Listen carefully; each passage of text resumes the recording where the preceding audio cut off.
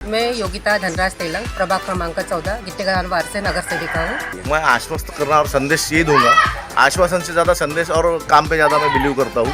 इसलिए मैं सुबह 8 बजे से निकलता हूँ और 11 साढ़े 11 तक घूमता हूँ। जो समस्या है और मैं पैदल वॉकिंग करता हूँ। एक संकल्प योगिता धनराज तेलंग का नवनिर्वाचित नगर सेविका बनने के बाद सबसे पहले अपने प्रभाग 14 की समस्याओं को सुलझाने का कार्य करेंगी, ऐसा उनका कहना है।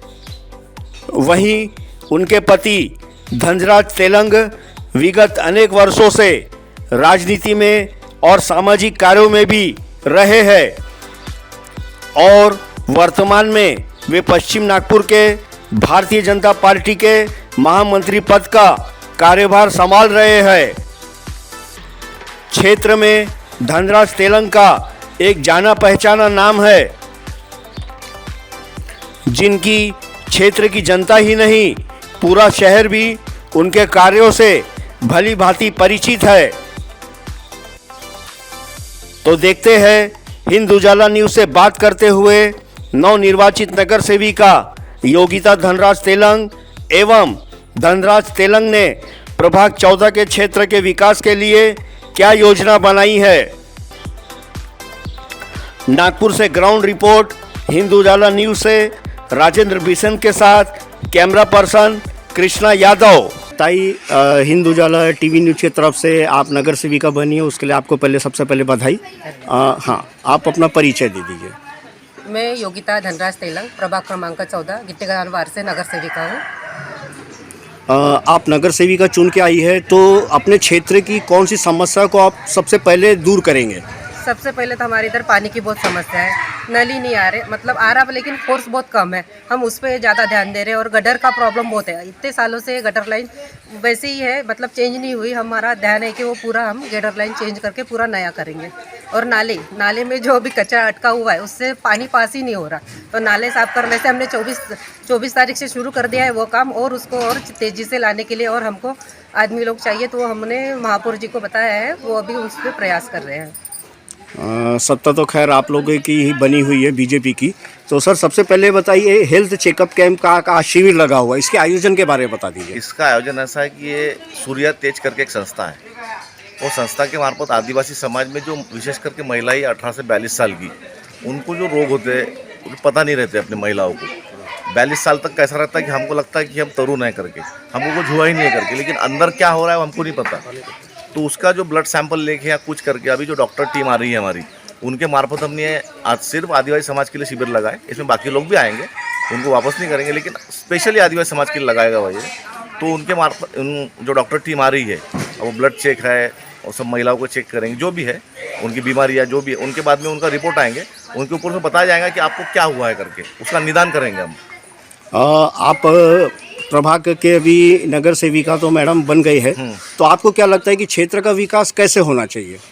मैडम नगर सेविका बनी है, लेकिन मैं भारतीय जनता पार्टी का पश्चिम नागपुर का महामंत्री भी हूँ।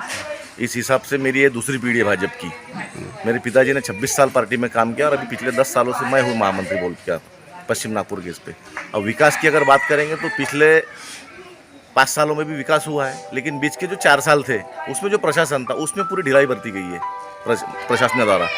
हम बताते गए काम, लेकिन आज अगर काम बताए तो 8 दिन बाद काम होते, लेकिन हमको लोगों ने अभी भरे विश्वास से हमको 2000 के ऊपर लोगों ने चुन के दिए। 2036 वोट से जीते जाए हम यहाँ पर प्रभाग 14 में। तो ये जो विश्वास उन्होंने लोगों ने दिखाया है, वो विश्वास के प्रति हम अपना दायित्व निभाने का हरदम प्रयास करेंगे। जैसा अभी इन्होंने बताया नगर सेविका ने कि नाला ये हो, सबसे पहले आरोग्य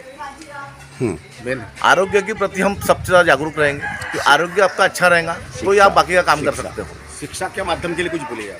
शिक्षा के माध्यम के लिए हमारे माननीय महापौर जी ने एक कदम उठाया है कि जितने प्रभाग है, हर प्रभाग में एक इंग्लिश मीडियम का स्कूल खुलने वाला है, CBSE बोर्ड का।